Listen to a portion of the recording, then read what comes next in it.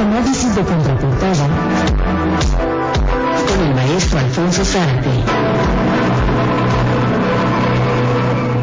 Bien, ya son las 6:42 y vamos esta tarde con el maestro Zárate. Maestro, ¿cómo está? Qué gusto saludarme, por bien, gracias. Igualmente, como siempre, maestro. Oiga, pues el PRI sigue siendo, pues, de muchas formas, la primera fuerza política, electoral de este país, y siempre lo que pasa en el PRI pues nos va a llamar la atención, sobre todo los cambios que seguramente van a generarse, ¿no? A partir de agosto, de julio tal vez, ¿no? Sí, así es, yo creo que estamos en un momento previo a un cambio en la dirección nacional del PRI. Hay que tomar en cuenta que salen tanto el presidente del partido, el doctor César Camacho, como la secretaria general Ivonne Ortega. Los dos van al Congreso de la Unión y en esa medida hay un relevo en el partido. Pero este relevo se da en un momento que sigue siendo muy interesante. Sí. El hecho de que hayamos tenido este domingo 7 con muchísimas elecciones y con la renovación de la Cámara de Diputados no significa que en lo que resta de la administración del presidente Peña no haya una actividad político-electoral muy intensa. De hecho, el año próximo se van a disputar 12 gubernaturas y en el 2017 las de Coahuila, Nayarit y el Estado de México. Así que será muy interesante saber de qué manera se procesa la renovación en el PRI, sobre todo porque la nueva dirección tendrá a su cargo la operación de la candidatura presidencial para el 2018. Y naturalmente que el cambio tendrá que respetar lo que establecen los estatutos del PRI en el sentido de la paridad de género, es decir, que uno varón presidente y mujer secretaria general o a la inversa. Sin embargo, ¿qué tipo de perfil debería de tener o incluso podría tener la nueva dirección del PRI? Yo creo que cuando repasamos la historia de muchos años, un caso muy relevante fue la experiencia de Carlos Alberto Madrazo, un político con un perfil propio que llega a conducir al PRI y que propone un cambio importante. Madrazo dice que el PRI debe dejar de ser eco para convertirse en voz, es decir, un partido real y no meramente la Secretaría de Asuntos Electorales del Gobierno de la República. Desde luego, como bien sabemos, el presidente autoritario Gustavo Díaz Ordaz lo sacó de la presidencia del partido y en su lugar puso a una figura anodina como era Lauro Ortega. Y hay que decir que así como los grupos parlamentarios son la expresión del partido en el Congreso, el partido es la expresión de la voluntad popular. Es decir, que al final de cuentas el partido en el poder se convierte en la operadora política del presidente en turno, y esto hay que reconocerlo no solamente por el caso del PRI. Basta ver la manera en que Felipe Calderón manejó Acción Nacional. Durante su administración sacó a Manuel Espino, puso en su lugar a Germán Martínez, después a César Nava. Así que lamentablemente esta es una línea que tratan de imponer siempre los presidentes de la República. Y en este caso, Héctor, va a ser muy interesante saber si se mantiene la lógica de cofradía del grupo Toluca-Tlacomulco, es decir, la lógica de apropiación de casi todos los espacios de poder para ellos, o si va a estar dispuesta esta cofradía a abrir el juego, más aún cuando le tocará a esta nueva dirigencia procesar la selección del candidato presidencial. Y en ese contexto llama la atención que solamente Mario Fabio Beltrones haya levantado el dedo. Y esto es así porque, como ocurre en torno a la aspiración presidencial, en donde, como decía don Fidel Velázquez, la política es como la fotografía y el que se mueve no sale. Aquí pasa lo mismo, en el caso del partido ocurre casi lo mismo y en consecuencia el que se mueve no sale.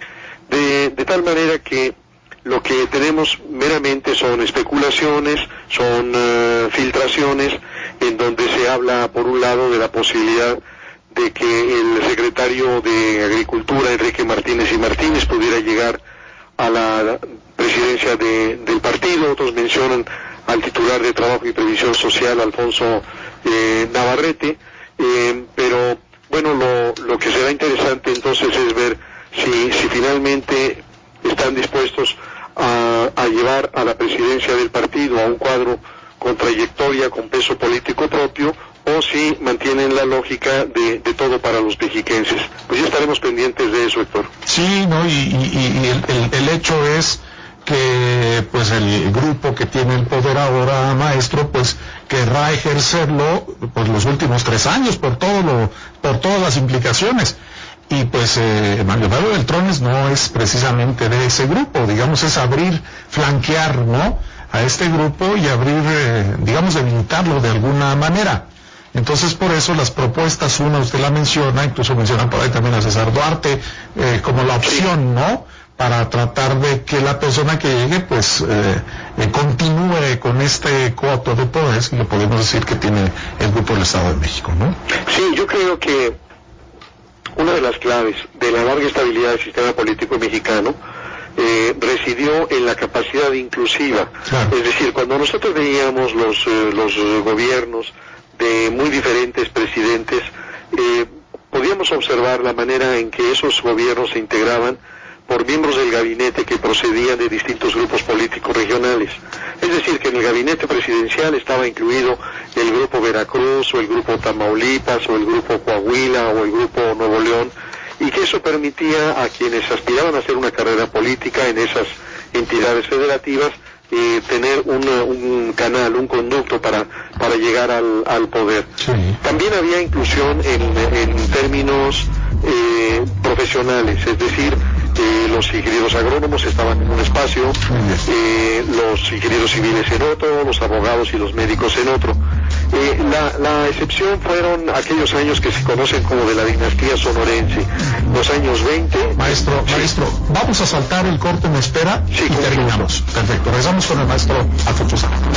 Regresamos con el maestro Zárate, nos ganó el corte, maestro, pero estaba interesante porque nos daba lo que ha dado supervivencia y vamos al Partido Revolucionario Institucional, esa capacidad de equilibrio, ¿no? En efecto, una de las claves de la larga permanencia del PRI y de la estabilidad fue su capacidad inclusiva, esta capacidad para integrar no solamente grupos de distintas regiones, sino también grupos de distintas profesiones, de distintas generaciones, y todo esto permitía una renovación de los cuadros políticos. Varios estudiosos, sobre todo norteamericanos, como Peter Smith, como Roderick A. Camp, llegaron a mencionar cómo, gracias al principio de la no reelección, se dio una renovación de las élites políticas que ayudó mucho a la estabilidad. Sin embargo, hay una experiencia que se da pues precisamente hace 100 años, en la década de los años 20, y que se conoce como la dinastía sonorense. Sí. ¿Qué es lo que ocurre entonces? Que de repente parece que no hay nadie que pueda controlar al país, que no hay nadie que pueda gobernarlo, que no sea sonorense. Y entonces tenemos la presidencia de Adolfo de la Huerta, de Álvaro Obregón, de Plutarco Elías Calles, de Abelardo L. Rodríguez, todos sonorenses. Yo creo que eso funcionó y valió hace 100 años, pero que hoy, en el pleno siglo XXI, los grupos políticos tienen que recuperar esta capacidad inclusiva, y que si no lo hacen van a estar abriendo flancos de perturbación de orden político, y entonces una de las claves para interpretar qué es lo que quiere este grupo en el poder es la manera en que resuelvan la nueva dirección política a nivel de presidente y de secretario general del partido. Así que pues habrá que estar atentos a eso, Héctor. Sí, y además yo creo que como jefe del grupo ahí, el presidente maestro Zárate, yo me remito un poco a lo que pasó con Erubiel en el gobierno del Estado de México. Creo que tiene esa capacidad de decir, bueno, prefiero perder tantito y no perder todo el pastel, ¿no? Así es, lo hizo en ese momento, y vamos a ver si ahora tiene esa misma sensibilidad, o si el grupo que lo rodea imponen a alguien que sea exactamente de la cofradía mexiquense. Perfecto, excelente, maestro. Un abrazo, Héctor. Le mando un abrazo y seguimos en contacto, por claro que sí. El maestro Zárate. Contraportada.